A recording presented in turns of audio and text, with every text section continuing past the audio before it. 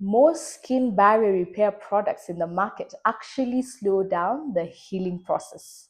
In the previous video, I explained how the skin barrier repairs itself and why timing matters. Today, I want to talk about something very practical, which is products that people reach for when their skin is already irritated, sensitive, or unstable. Because at this stage, the wrong product doesn't just fail, it actually delays the whole recovery process of your skin. So if this video is helpful to you, please go ahead and like, share, and subscribe to the channel, and make sure you hit the notification bell to ensure that you do not miss out on any of this video series. So let's get down to it. The first thing you want to do when the skin barrier is compromised is to restore the conditions that allow for it to recover. That means minimal irritation, lipid support, reducing transepidermal water loss. These are the criteria I'll be using to assess the products that truly support barrier repair. The other objective we need to look at when it comes to barrier repair is the ingredients that actually support the process. So we have three main groups of ingredients. Number one, we have anti-inflammatory ingredients, which help with minimizing irritation. So some examples that we have is aloe vera, green tea, allantoin, colloidal oatmeal. Then we have a second category, which is humectants and emollients that help the skin retain moisture.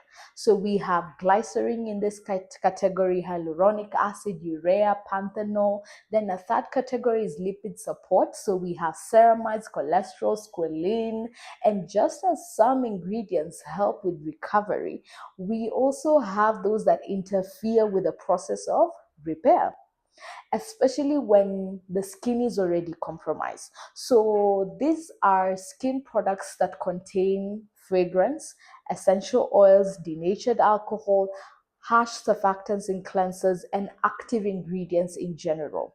So I've selected a few popular cleansers and moisturizers to show you which ones support the barrier and which ones can set you back, even if they're heavily marketed. So let's start with cleansers. We have a simple moisturizing face wash. Pros are that it contains gentle surfactants, humectants like glycerin and panthenol. It is fragrance free, but nothing for lipid support. It's a good starter, but not sufficient. We have CeraVe hydrating face wash. It contains humectants, hyaluronic acid, glycerin, anti-inflammatory ingredients like tocopherol, which is your vitamin E, and lipid support. We have ceramides, cholesterol. It has no fragrance, no essential oils. This is a good option for barrier recovery. Then we have Garnier Vitamin C Face Wash. It contains humectants like glycerin, but it has no ingredients to support the lipids. It contains a ton of fragrant ingredients. It has active ingredients like salicylic acid and vitamin C. This is an example of a product I wouldn't recommend for barrier repair, simply because it can irritate already compromised barrier. So next, let's look at a few moisturizers like Otvin All-Purpose Moisturizing Cream. It contains humectants like glycerin, panthenol, anti-inflammatory ingredients like the colloidal oatmeal, no fragrance, but minimal lipid support. So a good starter cream, but not sufficient. Then we have Paula's Choice Barrier Repair Advanced Moisturizer.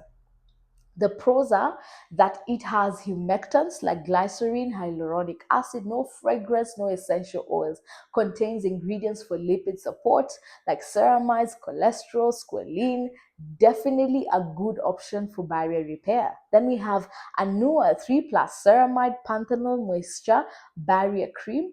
Pros are humectants, anti-inflammatory ingredients. It has fantastic lipid support, but they went on ahead and added essential oils, alcohol, which sensitize the skin and increase irritation risk, transepidermal water loss in already compromised skin. So this is a good example of a product with impressive ingredients, but the overall formula works against the goal of barrier repair.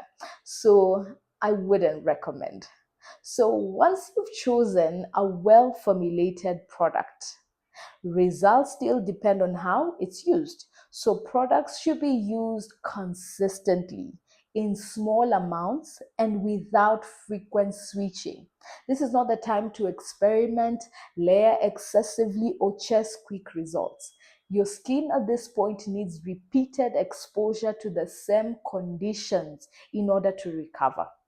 So this wraps up our deep dive in barrier repair. Over the past few videos, we've explored what the barrier is, why it matters, how to repair it, and which products actually help versus those that can slow recovery. So remember that having a healthy, stable barrier is the foundation for any effective acne or pigmentation treatment.